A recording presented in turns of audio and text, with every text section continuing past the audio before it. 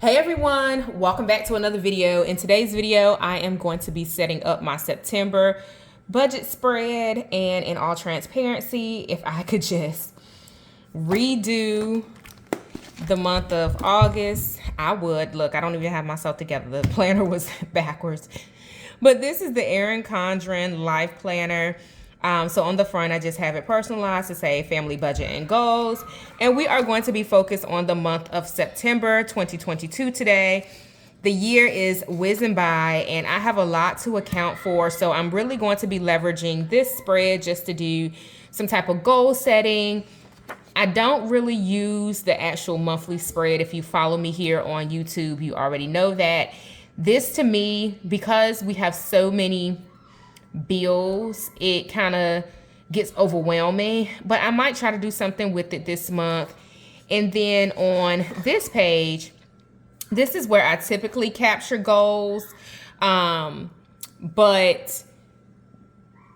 this month I need more space to kind of do some analysis and to capture some things. So the extra pages will come in handy. And then on this side, this is where I do like the bill pay tracking. It's really helpful for me, particularly because many of our bills are not on auto pay. It helps me to ensure everything gets paid. Then as we go throughout the weekly spreads, I use these more so to do like scenario analysis or to like understand how much certain things will cost. I know for the month of September, it is my daughter's birthday, so she will be having a birthday party this month. So that has to be accounted for in terms of the space rental, the cake, and all of the things that go along with a kid's birthday party. So it's gonna be an exciting month. Also in the month of September, I will be having my second residency, which is where I travel to campus for my school experience. So that has to get accounted for and all of the things. So let's get into the September budget plan with me video.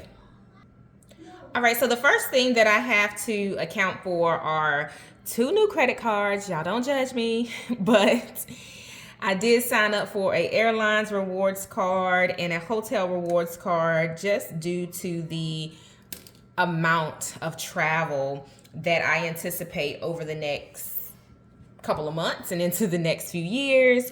So one of them is for an airline, and when I signed up, in order to get the particular reward, you have to have a certain amount of activity on the card in order to redeem the promotional reward. So that's how they get you, y'all. So I believe it's 3 months for both of them in order to get the reward. I think this one was it's like a $300 statement credit, which, I mean, if you think about it, that's a good perk, to be able to get a $300 statement credit. And then for this one, I don't think this one came with the statement credit, but I think I get like extra points, or I get something. I think it's like 5,000 or 75,000 points. I have to look and see, but I want to make sure that I'm capturing it. And whatever the spend is, I'm pretty sure I'll hit it just because I'll have travel once a month for the next 4 months. So between booking the hotel and booking the individual flights, I may be able to achieve that. And then I'll probably like pay for one of our larger bills on one of them and just pay it off. Such as like after school, that's typically a larger bill, or whatnot. So yeah, that's how they get you. But over time, I did feel that the rewards, the cards would accumulate, and some of the other benefits, like I know my airlines rewards card comes with access to the lounge, which will be really helpful considering, again, the amount of travel that I will be doing over the course of the next couple of months and into 2023. So yeah, so that's the deal on those, but I want to stay on top of it, right? Because credit cards can really pile up and it can cause you a lot of angst just trying to pay them off. So always spend based on what you're budgeting. And if it's temporary, because that happens too, I'm not gonna lie.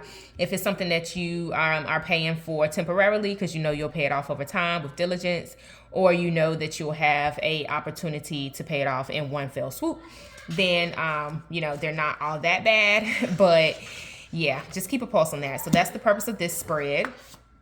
Now I'll come back to the monthly just because I'm not sure if I want to do that. But I do want to go ahead and set up with y'all my bill pay tracker and then the financial goals.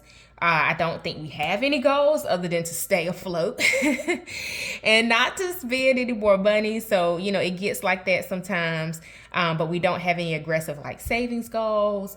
I guess you could say the goal would be to attack the credit card debt that's out there. And then to keep a pulse of the net new things, right? Because that's where you can really get onto a runaway train. And then my daughter's birthday.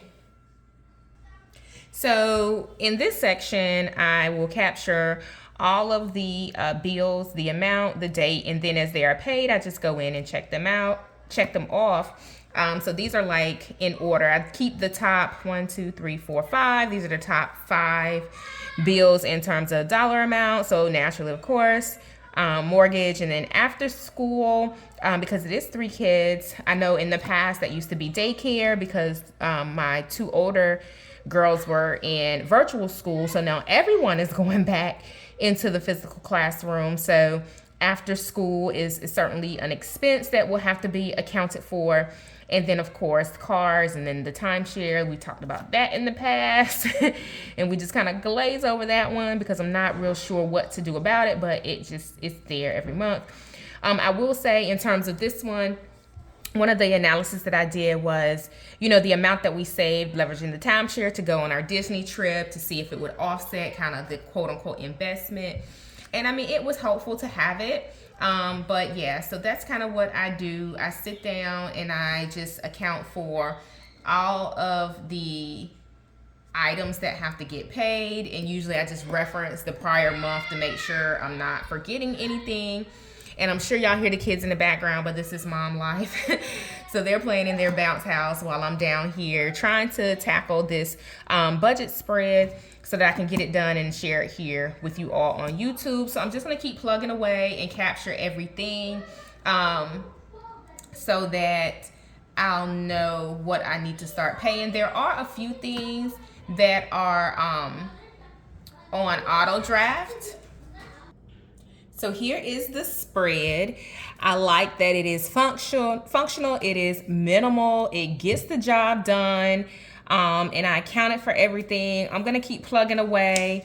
I decided to skip the monthly section for right now. It evolves over the course of the month. So I usually go in and like account for special dates, but I think for purposes of this video, this is good. It gives you guys an idea of what really works in terms of a simple budget setup in a planner. This is DIY. You can evolve it, whatever your goals are, whatever your notes are. You can evolve something as simple as this. I just use the ruler to draw some lines. But yeah, this really helps me to stay organized in terms of our finances month over month. And it is just a super simple way to manage your budget. Give this video a thumbs up. Also hit subscribe. Leave me a comment and let me know how you budget plan each and every month. I'm curious, what planner do you use? What technique do you use? What sticker kits do you use? Let me know all the details in the comments, and I will speak to you in the next video. Happy planning, y'all.